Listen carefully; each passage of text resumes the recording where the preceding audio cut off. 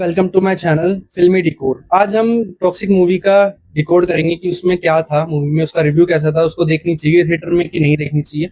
तो स्टार्टिंग में जब हम ट्रेलर रिलीज हुआ था टॉक्सिक का, तो बहुत अच्छा लग रहा था मेरे को कि उसमें सीन्स है जो कि क्यूरियोसिटी जगा सकते थे, जिससे कि वो वहाँ गोवा में क्या कर रहा था, क्योंकि लोकेशन तो हमें पता नहीं थी। और वो डॉन कैसे बना, जब उसका डायलॉग आता है ट्रेलर में कि मुझे तुम्हारे भाई की राख को लाइन में लेके खींचना है, तो वो बहुत अच्छा इंटरेस्टिंग डायलॉग लगा था मेरे को। और इसके बैकग्राउंड म्यूजिक भी बहुत कम था ट्रेलर में, क्योंकि मैं फोन से देख रहा था तो पता नहीं चला। जब आज थिएटर में मैं पिक्चर देख के आया तो मेरे को लगा कि भाई मैंने क्यों ही आ गया ट्रेलर देख के थिएटर में, क्योंकि यश की केजीएफ के बाद जो हाइप थी उसको रावण का ट्रेलर देखने के बाद भी बहुत बढ़ गई थी, टॉक्सिक का ट्रेलर देखने के बाद भी बढ़ गई थी। बट टॉक्सिक मूवी वो एक्सपेक्टेशन पे खड़ी नहीं उतरी जो कि हम सोच के गए थे सारे।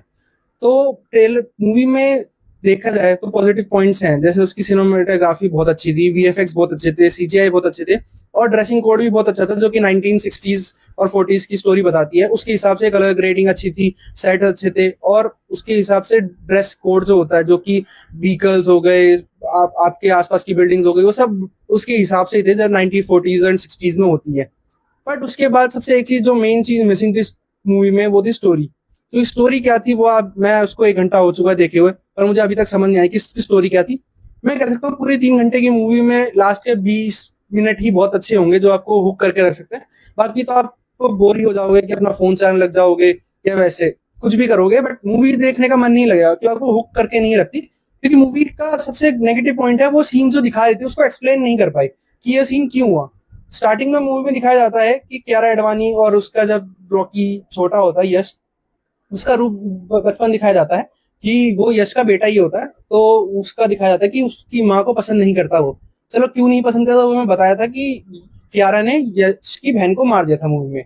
ठीक है, फिर उसके बाद सीन चेंज हो जाता है, उसको डुबा दिया जाता है। फिर उसके बाद जब स्टार्टिंग में दिखाया जाता है कि यश कैसे गोवा में आता है, कैसे वो ट्रेलर टीजर में जो सीन था कब्रिस्तान में जब वो गाड़ी से आता है, बम धमाका करता है, तो वहीं से वो मूवी चालू होती है। उसमें दिखाता है कि वो आता है अपनी बहन के साथ और मार धाड़ करने चालू कर देता है। पर उस सीन का समझ नहीं आया कि उसने क्यों करा, उसको वहां पे उसको चाहिए क्या था, उसके बाप जिसको मारने आया था उसने उसके बाप का करा क्या था। बट वो भी नहीं हमें बताया, वो भी लूप होल में छोड़ दिया। उसके बाद जब सीन चेंज होता है, फिर वापस गोवा में दिखाया जाता है कि वो जिसके भाई को मारने आया था उसका बड़ा भाई उसके साथ देके अपने भाई को मरवा के उसको अपने अंडर में कर लेता है, उसके साथ काम करता है। ड्रग्स की डीलिंग हो गई, ट्रांसपोर्टेशन करवाना और स्मगलिंग करवाने सब उसके करता है। और वो क्यों करता है समझ नहीं आया, कि वो पावरफुल था इसलिए। कुछ चीजें एक्सप्लेन करनी चाहिए जो नहीं करी। उसके बाद सीन होता है जो कार्टेल का बॉस होता है और उसकी बेटी, वो कौन थी, तो तारा सुतारिया जो उस कार्टेल की बॉस की बेटी होती है वो उसके साथ प्यार करता है, मतलब प्यार करने का नाटक ही करता है, क्योंकि उसको बचपन से उसकी बहन ने बताया था कि उसकी माँ ने उसके बाप को मार देता था। क्यों मारा था वो भी बताया कि अपने भाई के चक्कर में उसको पैसे वैसे पावर चाहिए थी, क्योंकि रॉकी के यश के बाप के पास पावर थी। बट वो क्या थी वो भी हमें पता नहीं चला कि क्या पावर थी, उसका बाप कौन सा डॉन था, स्मगलर था, कुछ भी था वो हमें नहीं बताया बैक स्टोरी। उसके बाद जब प्यार व्यार होता है, ये होता है, फिर वो कियारा एडवाणी से मिलता है सर्कस में। वो उससे भी प्यार होता है। कियारा एडवाणी यश को उसका असली रूप दिखाती है, जैसे वो एक विलन नहीं है, मॉन्स्टर नहीं है, वो एक एंटी हीरो नहीं है, वो एक नॉर्मल यश है, राय उसका नाम होता है। तो उससे प्यार करती है, ना कि उसकी किसी पर्सनैलिटी से या उसके पैसे से या उसके पावर से। बट उसकी बहन को अच्छा नहीं लगता है स्टार्टिंग में, क्योंकि वो उसकी कंट्रोल से थोड़ा बाहर जा रहा होता है, वो उसके साइड ले रहा होता है। बट उसकी बहन को अच्छा नहीं लगता, क्योंकि उसकी बहन ने बचपन से ही उसको सिखाया कि मैं जो बोल रही हूँ वो सही है, मैं जो बोल रही हूँ वो पत्थर की लकीर है, तुम्हें वही करना है। मैं बोलूँ मारना है तो मारना है, बचाना है तो बचाना है। उसके बाद सीन चेंज होता है। हाँ हाँ यही होता है।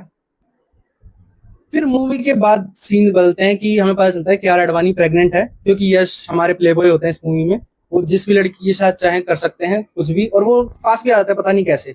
तो उसके बाद जब पता चलता है कियारा एडवाणी प्रेग्नेंट है, तो तारा सुतारिया का बाप जो जिसके साथ यश काम कर रहा होता है, वो बोलता है कि मैं अपनी बेटी को किसी के और के बच्चे को नहीं पालता हुआ देख सकता, और मैं तुम्हारे बच्चे को और कियारा एडवाणी को मार दूंगी।